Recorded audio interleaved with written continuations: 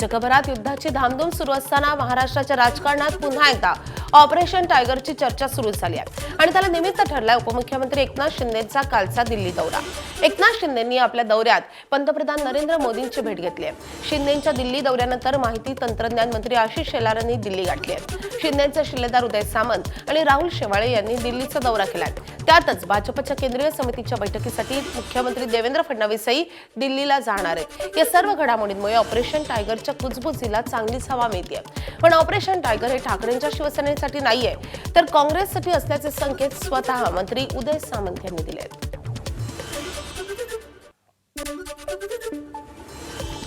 सांस्कृतिक मंत्री आशिष शेलार यांनी अमित शहांची भेट घेतली आहे। नवी दिल्लीत शाह आणि शेलार यांच्यात चर्चा झाली आहे। उपमुख्यमंत्री एकनाथ शिंदेपाठोपाठ शेलार यांनी शहांशी चर्चा केली आहे।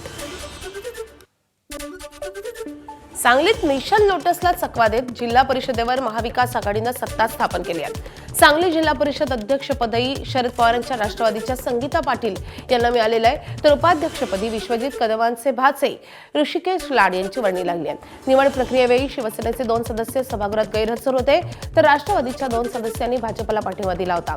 मात्र अखेर 34 मतं मिळवत संगीता पाटील जिल्हा परिषदेच्या अध्यक्षपदी विराजमान झाले आहेत।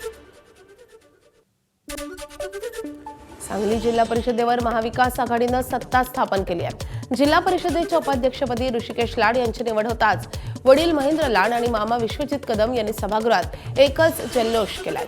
दरम्यान विश्वजित कदम यांनी खासदार विशाल पाटील यांच्यासोबत गळाभेट घेत एकमेकांना शुभेच्छाही दिल्यात आणि त्यानंतर जिल्हा परिषदेच्या बाहेरील परिसरात कार्यकर्त्यांनी गुलालाची उधळण करत एकच जल्लोष केलाय।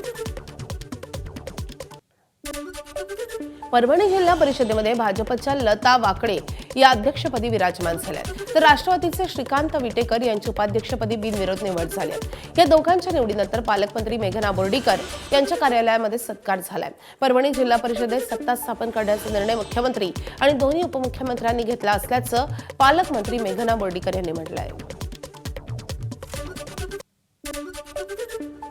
आनंद होतोय महायुतीमध्ये राज्यातल्या ज्या 12 जिल्ह्यांमध्ये निवडणुका झाल्या होत्या तिथल्या प्रत्येक जिल्हा परिषदेमध्ये महायुतीची सत्ता स्थापन झालेली आहे कारण राज्यामध्ये महायुतीचं सरकार आहे। आनंद होतोय आज पहिल्यांदा इतिहासात भाजपाचा जिल्हा परिषदचा अध्यक्ष होतोय हाही एक वेगळा आनंद आम्हाला होतो।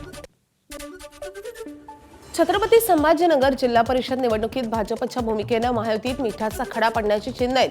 शिवसेनेला बाजूला ठेवत भाजपनं अध्यक्षपदी अविनाश गलांडे तर उपाध्यक्षपदी जितेंद्र बावट जयस्वाल यांची निवड केली आहे। सत्ता स्थापनेसाठी 32 हा बहुमताचा आकडा गाठण्यास सर्वच पक्ष अपयशी ठरल्यामुळे युती आणि आघाड्यांची जुळवाजुळव सुरू होती।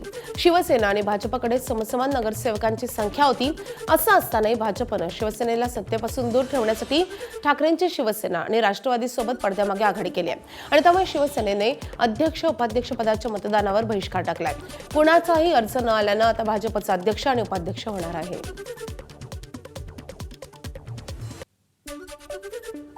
बाजूला पडलेलो नाहीये। वरिष्ठ नेत्यामध्ये आमचे उदय सामंतजी आणि चव्हाण साहेब भारतीय जनता पार्टीचे अध्यक्ष यांच्याशी त्यांचं बोलणं झालं। बोलण्याप्रमाणे त्यांच्या चर्चेप्रमाणे आम्हाला आदरणीय एकनाथ शिंदे साहेबांचा आदेश होता जसं ठरवल्या जाईल त्या पद्धतीने पुढे चालायचं काम करायचं। परंतु अशा पद्धतीने विश्वासघात माझ्या राजकारणामध्ये पहिल्यांदा झाला। निवडणूक झाल्यानंतर समन्वयाने निवडणूक लढावी, समन्वयाने वाटाघाटी करावी, पहिले आम्हाला अध्यक्षपद देता असं त्यांच्या अध्यक्ष महोदयांनी सांगितलं आणि मग त्या पद्धतीने आम्ही तयारीला लागलो। मग आम्ही आमच्या पद्धतीने युती होणार आहे या पद्धतीने आम्ही काही बाकीची तयारी केली नाही। काय म्हणतात त्याला केसाने गळा कापणे असा हे खेळ झालेला आहे। तर याचा पुढचा निर्णय सन्माननीय नेतेगण काय घेतील। मी तर लास्टमध्ये आता या 2 दिवसामध्ये मी माझ्याकडे घरामध्ये दुःख होतं म्हणून मी या प्रक्रियेमध्ये नव्हतो।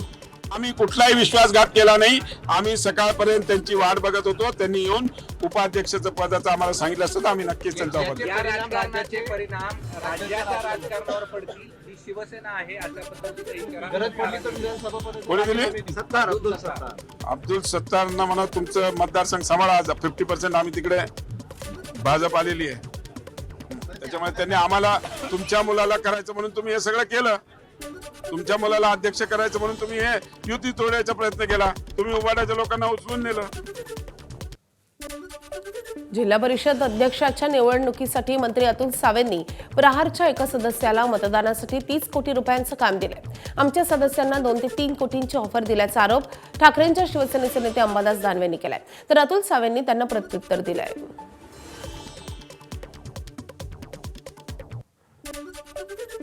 खरं खोटं मला माहीत नाही की अतुल सावेंनी एका सदस्याला प्रहारच्या 30 कोटी रुपयाच्या कामाचं पत्र दिलं. 30 कोटी एका मतासाठी एका मतासाठी 30 कोटी रुपयाच्या कामाचं पत्र दिलं. 2 कोटी घ्या, 3 कोटी घ्या. भारतीय जनता पार्टीचे कित्येक लोक आले आमच्या सदस्यांकडे. मला सांगा मग तुम्ही एकेका माणसाला एवढे 4 कोटी 3 कोटी 5 कोटी कुठून देता? हा माझा प्रश्न आहे ना. आमचा कोणीही माणूस त्यांना भेटलेला नाही. आमची कोणाशीही चर्चा नाही. आता जर त्यांनी असं कोणाचा आदेश तर त्यांनी आम्हाला नाव सांगावं, कोण माझा माणूस त्यांना भेटतोय किंवा माझा कोण अधिकारी भेटतोय असं मला सांगितलं पाहिजे त्यांनी. सोलापूर जिल्हा परिषदेच्या अध्यक्ष आणि उपाध्यक्ष पदासाठी भाजपकडून अर्ज दाखल करण्यात आलाय. अध्यक्षपदासाठी बार्शी तालुक्यातील दीपक वैद्य तर उपाध्यक्ष पदासाठी उत्तर सोलापूर तालुक्यातील इंद्रजित पवार यांना भाजपनं संधी दिली आहे. दोन्ही पदांसाठी भाजपकडून प्रत्येकी एकच अर्ज दाखल झाल्यानं अध्यक्ष आणि उपाध्यक्ष बिनविरोध होणार असल्याची शक्यता आहे. सोलापूर जिल्हा परिषदेच्या 68 पैकी 38 जागांवर भाजपचे सदस्य निवडून आल्यानं भाजपकडे एकहाती सत्ता आली आहे.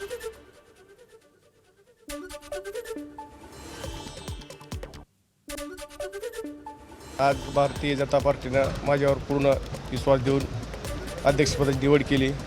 माननीय आपले मुख्यमंत्री महोदय देवेंद्र भाऊसाहेब आणि पालकमंत्री गोरेसाहेब आणि पुणे जिल्ह्याचे पूर्व नेते आणि आमचे बार्शी तालुक्याचे विकासनंतर राजेभाऊ राऊत यांनी पूर्ण संधी दिली. त्याचं सोनं करील. एकनिष्ठ कार्यकर्त्याला पार्टीने संधी दिली आहे. सगळ्यांनी मला काम करण्याची संधी दिली त्याबद्दल मी सर्व नेत्यांचं आणि भारतीय जनता पार्टीच्या कार्यकर्त्यांचं जाहीर आभार मानतो. 100% भारतीय जनता पार्टी कार्यकर्त्याचं चीजच करते हे माझ्या अनुभवातून आता पुढं आलं. दिवंगत उपमुख्यमंत्री अजित पवार आणि शिवाजीराव कर्डिले यांच्या निधनानंतर रिक्त झालेल्या बारामती आणि राहुरी विधानसभेच्या जागेवर 23 एप्रिलला पोटनिवडणूक होती. या दोन्ही जागेवरील निवडणुका बिनविरोध करण्याचा सत्ताधाऱ्यांचा प्रयत्न आहे. तर पवारांच्या राष्ट्रवादीनेही बारामतीत उमेदवार देणार नसल्याची घोषणा केली आहे. मात्र या दोन्ही जागांवरील पोटनिवडणुकीसाठी काँग्रेसकडून चाचपणी केली जाते. बारामतीसह राहुरीत उमेदवार देण्याची काँग्रेसची तयारी असल्याची चर्चा आहे. आणि याच पार्श्वभूमीवर महादेव जानकर यांनी हर्षवर्धन सपकाळ यांची भेट घेतली आहे आणि त्यानंतर सपकाळ यांनी विधान भवनात काँग्रेस नेत्यांची बैठक घेतली आहे. तसंच बिनविरोध निवडणुकीबाबतही त्यांनी भाष्य केलं आहे. महाराष्ट्रामध्ये दुर्दैवी दुःखद निधन झाल्यानंतर अनुभव निवडणुका होण्याची काही परंपरा अद्यापपर्यंत नाही.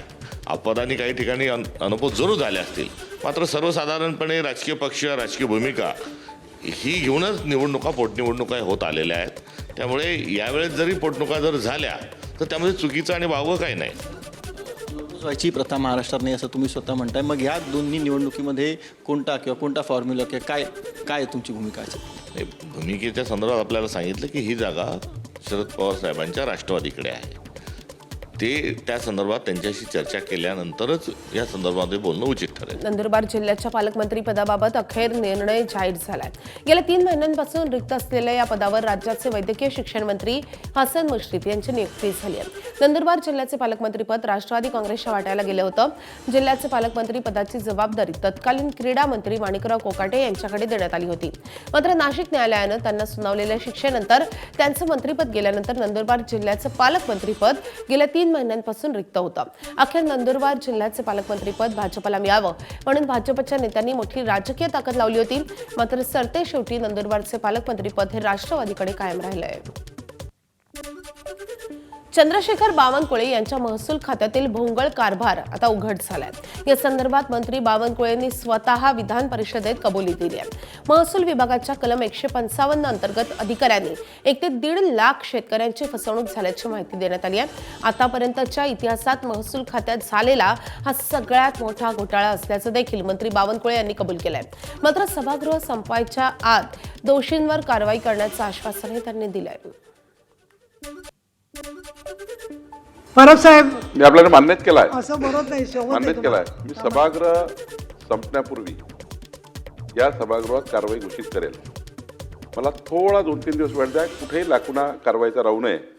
आता प्रकरण आपल्या हाती सापडलेलं आहे, पूर्ण मासे सापडलेले आहेत, बिलकुल त्या ठिकाणी कुठलाच हे नाही आहे. पण मी एक वचन आपल्याला देतो, सभागृह संपण्यापूर्वी मी तुम्हाला संपूर्ण कारवाई या सभागृहात मी मांडणार आहे. पण मग निवेदन करणार का आपण मंत्री महोदय? याच्यावर निवेदन करायला लक्षवेधी नाही, पूर्ण निवेदनही करणार आहे, कारवाई अंतिम करणार आहे. रत्नागिरी जिल्हा परिषदेच्या अध्यक्षपदी मंडणगडच्या अस्मिता केंद्रे यांची वर्णी लागल्यानं तालुक्यात मोठा जल्लोष साजरा होत आहे. चुरशीच्या लढतीत अस्मिता केंद्रे यांच्या गळ्यात अध्यक्षपदाची माळ टाकत आमदार योगेश कदम यांनी आपली राजकीय ताकद सिद्ध केली आहे. शिवसेनेतून निवडून आलेल्या अस्मिता केंद्रे यांनी विधानसभा निवडणुकीत केलेल्या सक्रिय कामाचं बक्षीस त्यांना मिळाल्याची चर्चा असून आता महिला सक्षमीकरणासाठी त्या कोणत्या नव्या योजना राबवणार याकडे सगळ्यांचं लक्ष लागलं आहे. ठाणे महानगरपालिकेच्या महासभेत बोगस डॉक्टरांचा मुद्दा चांगलाच गाजलेला आहे आणि शहरात वाढत्या बोगस डॉक्टरांवर तातडीनं कारवाई करण्याची मागणी सदस्यांनी लावून धरली आहे. तर महापालिकेच्या रुग्णालयांमध्ये 24 तास डॉक्टर उपलब्ध नसल्याचाही प्रश्न ऐरणीवर आलेला आहे. बदलापूर घटनेच्या पार्श्वभूमीवर प्रशासनानं नेमकी काय कारवाई केली यावरही जोरदार चर्चा रंगली आहे. अखेर प्रशासनानं लेखी आश्वासन दिल्यानंतर वातावरण शांत झालंय. मात्र आरोग्य व्यवस्थेतील त्रुटींचा मुद्दा अजूनही चर्चेत आहे. ठाणे महानगरपालिकेच्या महासभेत विविध मुद्द्यांवरून जोरदार गदारोळ पाहायला मिळालाय. आरोग्य, पाणी टंचाई, भटके कुत्रे आणि फेरीवाल्यांच्या प्रश्नावर सदस्यांनी प्रशासनाला धारेवर धरलाय. पाणी समस्येवरून महापौरांनी अधिकाऱ्यांना चांगलंच सुनावलेलं आहे. दरम्यान ठाणे मुलुंड दरम्यान उभारण्यात येणाऱ्या नवीन रेल्वे स्थानकाला स्वर्गीय धर्मवीर आनंद दिघे यांचं नाव देण्याचा ठराव एकमतानं मंजूर झालाय. ठाणे पूर्वेला उपमुख्यमंत्री एकनाथ शिंदे यांच्या पुढाकारानं चैत्र नवरात्रोत्सवाचं भव्य स्वागत करण्यात आले. ढोल ताशांच्या गजरात निघालेल्या मिरवणुकीत उपमुख्यमंत्री एकनाथ शिंदे सहकुटुंब सहभागी झाले होते. विशेष म्हणजे दरवर्षीप्रमाणे वडापाव खाण्याची परंपरा जपतानाच त्यांनी स्वतः न खाता कर्तव्यावर असलेल्या महिला पोलिसांना आणि लहान मुलांना प्रेमानं वडापाव भरवत आपल्या संवेदनशीलतेचं दर्शन घडवलंय. मुख्यमंत्री देवेंद्र फडणवीस यांनी केंद्रीय गृहमंत्री अमित शहा यांना अजित पवारांच्या अपघाताप्रकरणी 6 मार्चला सीबीआय चौकशी संदर्भात पत्र पाठवल्याची माहिती समोर आली आहे. राज्य सरकारनं कोणतंही पत्र पाठवलं नाही असा रोहित पवार यांचा आरोप असताना या पत्रामुळे राजकीय वातावरण पुन्हा तापण्याची शक्यता आहे. विशेष म्हणजे या पत्रात रोहित पवार यांचाही उल्लेख करण्यात आला आहे. मुख्यमंत्री देवेंद्र फडणवीसांनी मुंबईकरांना मोठा दिलासा दिला आहे. मालमत्ता फेरफार प्रक्रिया आता पूर्णपणे ऑनलाईन होणार आहे. महसूल मंत्री चंद्रशेखर बावनकुळे यांच्या हस्ते नव्या डिजिटल प्रणालीचं लोकार्पण करण्यात आलं आहे. या प्रणालीमुळे अर्जाची सद्यस्थिती आता मोबाईलवर सहज समजणार आहे. मुंबई जिल्हाधिकारी आंचल गोयल यांच्या पुढाकारातून आता छत्रपती शिवाजी महाराज महसूल अभियानाअंतर्गत हा उपक्रम राबवण्यात आला आहे. एबीपी माझा, उघडा डोळे बघा नीट.